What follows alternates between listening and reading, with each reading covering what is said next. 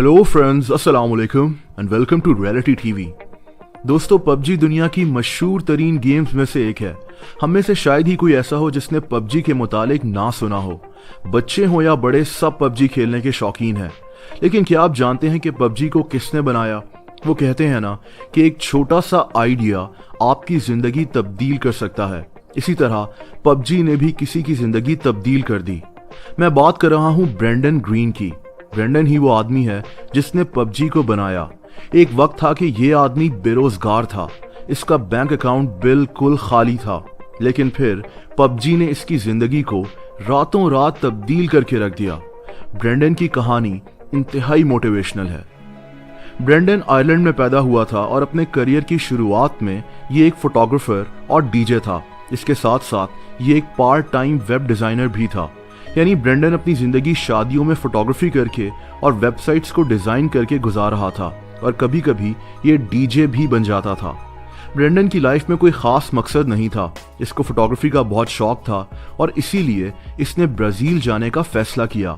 Brazil में ये photography करके अपना गुजारा करता था और वहीं इसकी मुलाकात एक लड़की से हुई। बहुत जल्दी ब्रेंडन ने इस लड़की से शादी कर ली, लेकिन किस्मत को कुछ और ही मंजूर था। ये शादी सिर्फ 2 साल तक चली और ब्रेंडन और इसकी बीवी की तलाक हो गई। यही वो वक्त था जब ब्रेंडन पर मुश्किलात का पहाड़ टूट पड़ा। लेकिन जिंदगी में आने वाली यही मुश्किलात हमारे लिए नए रास्ते भी खोल रही होती हैं, और यही कुछ ब्रेंडन के साथ हुआ। 2013 में ब्रेंडन ब्राजील में था और ये फंस चुका था। इसके पास पैसे खत्म हो चुके थे और ये बहुत मुश्किल से अपना गुजर बसर कर रहा था।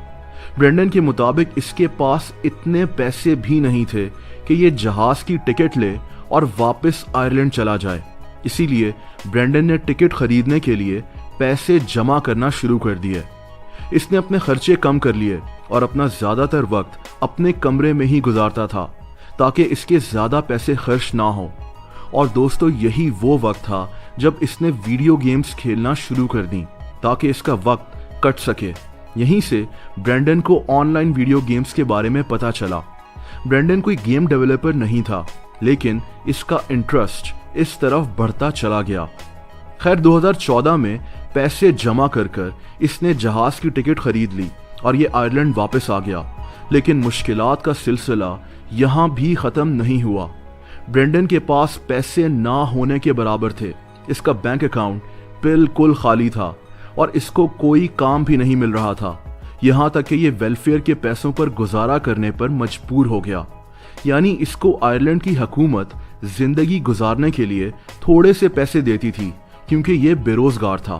ब्रेंडन के लिए इसकी जिंदगी खत्म हो चुकी थी।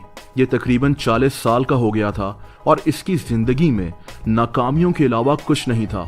इसकी तलाक भी हो चुकी थी और ये अब अपने पेरेंट्स के घर में रहता था, और इसके पेरेंट्स ब्रेंडन के लिए सख्त परेशान थे। दोस्तों, ब्रेंडन के पास करने को कुछ और नहीं था, तो इसने फ्री गेमिंग मॉड्स बनाने शुरू कर दिए। ब्रेंडन को एक जापानीज फिल्म बैटल रॉयल बहुत पसंद थी। इस फिल्म में भी दिखाया गया था कि कुछ लोग कैसे एक जजीरे पर खुद को ज़ॉम्बी से बचाते हैं। ये कॉन्सेप्ट ब्रेंडन को बहुत पसंद आया।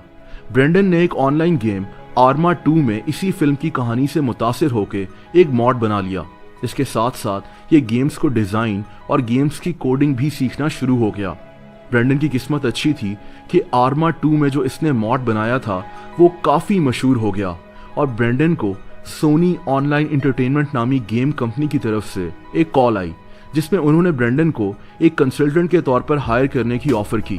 ब्रेंडन बहुत खुश था। ये फॉरेन वेलफेयर ऑफिस गया और इसने उनको कहा कि इससे अब वेलफेयर के पैसों की जरूरत नहीं है। सोनी के साथ ब्रेंडन ने 2 साल तक H1Z1 नामी एक गेम पर काम किया। 2016 में ब्रेंडन को एक South Korean company Blue Hole ने राब्ता किया और इसको अपनी एक बैटल रॉयल गेम बनाने की पेशकश की, और यूं ब्रेंडन साउथ कोरिया चला गया। पबजी का मतलब प्लेयर अननोन्स बैटल ग्राउंड होता है। प्लेयर अननोन दरअसल ब्रेंडन का ही नाम था जो ये ऑनलाइन गेम्स खेलते हुए यूज करता था, और इसने उसी नाम पर पबजी का नाम रख लिया। और यहीं से ब्रेंडन ने पीछे मुड़कर नहीं देखा। दिसंबर 2017 में पबजी को माइक्रोसॉफ्ट विंडोज के लिए लॉन्च किया गया और 2018 में प्ले स्टेशन और एक्सबॉक्स के लिए। और पबजी की सेल्स इतनी तेजी से बढ़ने लगी कि ब्रेंडन भी हैरान रह गया। सिर्फ 1.5 साल में इस गेम की 5 करोड़ कॉपीज बिक चुकी थीं और मोबाइल पर इसको 200 मिलियन से ज्यादा लोग डाउनलोड कर चुके थे। दोस्तों, ब्रेंडन की जिंदगी मुकम्मल तौर पर तब्दील हो गई। आज ब्रेंडन कितना दौलतमंद है ये सुनकर आप हैरान रह जाएंगे।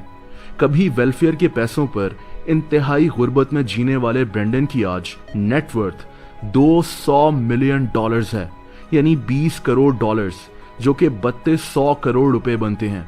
आज ब्रेंडन एम्स्टर्डम में रहता है और 43 साल का हो चुका है, लेकिन इतना पैसा आने के बाद भी ये अभी भी सिंपल लाइफ गुजारता है। बिजनेस इनसाइडर को एक इंटरव्यू में ब्रेंडन ने बताया था कि इसने जो कुछ भी कमाया है वो अपने से ज्यादा अपनी बेटी पर खर्च करना चाहता है। दोस्तों, ब्रेंडन की जिंदगी से एक चीज तो वाज़ेह है कि आपकी एज से कोई फर्क नहीं पड़ता। एक छोटा सा आइडिया और बहुत सारी मेहनत आपकी जिंदगी किसी वक्त भी तब्दील कर सकते हैं। ब्रेंडन इसी की एक मिसाल है।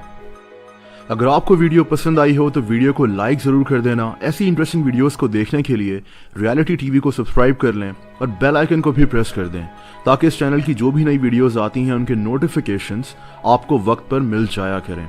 अपना बहुत ज़्यादा ख्याल रखें। अल्लाह हाफ़िज़।